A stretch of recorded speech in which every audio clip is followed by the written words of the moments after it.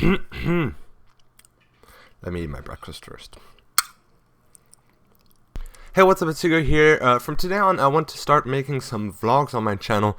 And by vlogs, I don't mean like me recording myself going everywhere. No, I just mean like kind of these talk vlogs where I talk about tech related stuff. So I do want to keep it tech related and stuff like that, you know, just to make it more suitable for my channel. But the main reason why is because as you guys know, my channel is mainly about, you know, tutorials, Mac tutorials, where I show you guys how to and then do something on your Mac, or sometimes I post some look of the weeks, and I don't always have ideas for good tutorials that haven't been done yet.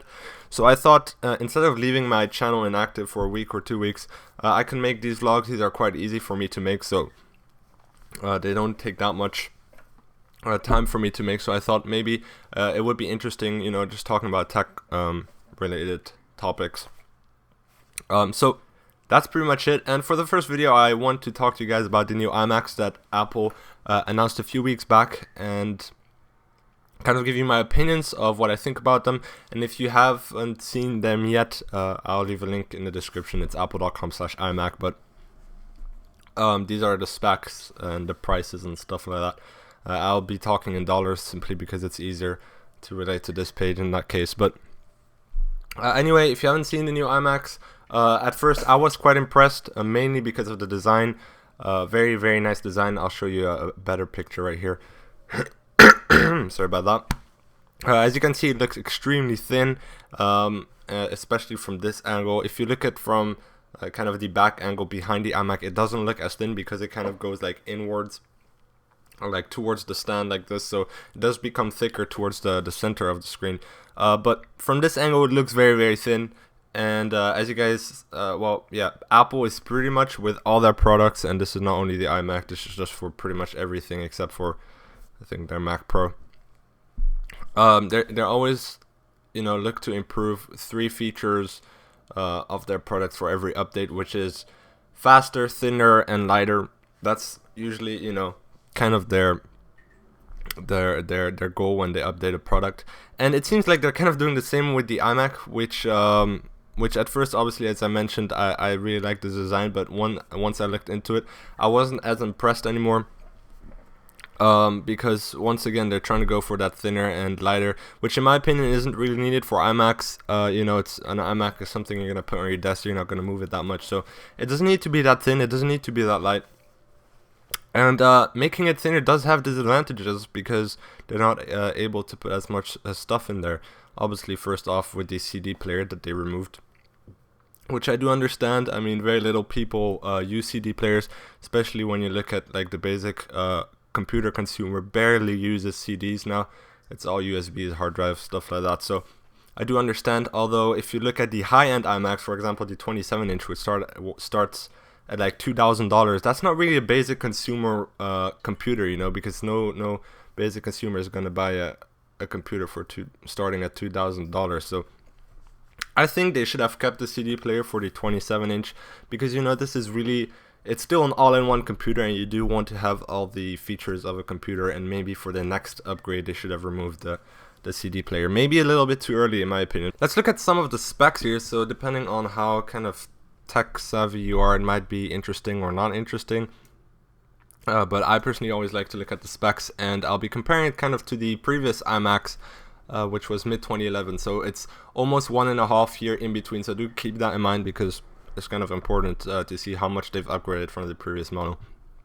Obviously, design-wise, they have, you know, quite a big upgrade. But let's see what's actually inside them. The screen is exactly the same, 27-inch. And 21.5-inch screens. Resolutions are the same, still IPS technology. I think the screen is a little bit thinner, simply to make it, you know, fit in that new design. But yeah, the screen, there's not much more to say about. For the processors, it's pretty much exactly the same setup as they had last year, except this time it's Ivy Bridge processors instead of Sandy Bridge. If you don't know the difference, Sandy Bridge is the 2nd generation Intel CPUs or processors, and Ivy Bridge is one after that, which I think got released April this year or something like that. So They're definitely better processors and better integrated graphics as well, but that's not a huge deal on this iMac because you do get a separate graphics card or GPU. So obviously processor wise it has upgraded. They do start at 8 gigs of RAM this time instead of 4 gigs. I do recommend upgrading that manually or separately. I have videos on how to change RAM on iMacs, although on this one it's a little different on the new one, so you have to look up some other videos. But don't buy RAM from Apple. That's one thing you really need to know. Apple really likes to rip you off RAM. They triple or quadruple the price on RAM. So next up, what I want to quickly talk about is the graphics cards. Obviously, depending on which model you're getting, you get different types of graphics cards. I have a lot of air today. Anyway, it starts at the NVIDIA GeForce 640M, then you get the 650, 660, and then lastly, if you get the high-end iMac, which in my opinion is the most interesting, is the GTX 675MX. That's actually quite a big upgrade. That's kind of the high-end mobile graphics card from NVIDIA, the 675MX at this point. So that's quite impressive. But considering the last iMac, which was 1.5 years ago, they rocked the 6970Ms, 1 gigs or 2 gigabyte of RAM, which is the same here. You can configure that if you want to. I think it's cheaper for Apple to get these now than it was to get these 6970s a year ago or a year and a half ago. So it's not that impressive if you consider there's 1.5 years in between. So, but still a very nice graphics card from NVIDIA. I don't think the 680 has a mobile version. Maybe it does. I'm not 100% sure on that, but obviously 675 comes pretty close to the 680s.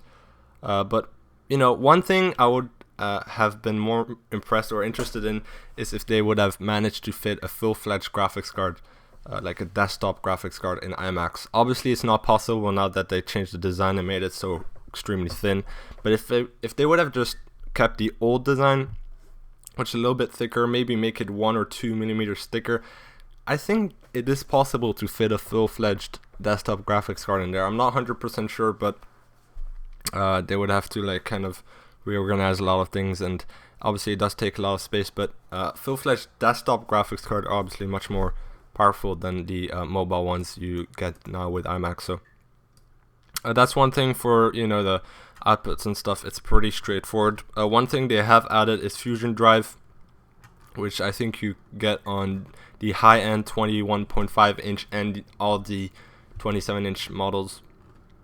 Fusion Drive is kind of a hybrid between a hard disk drive and an SSD, solid-state drive. And what it does, it stores all the info, documents, or videos, or all the stuff you access often on a regular basis, maybe on a daily basis.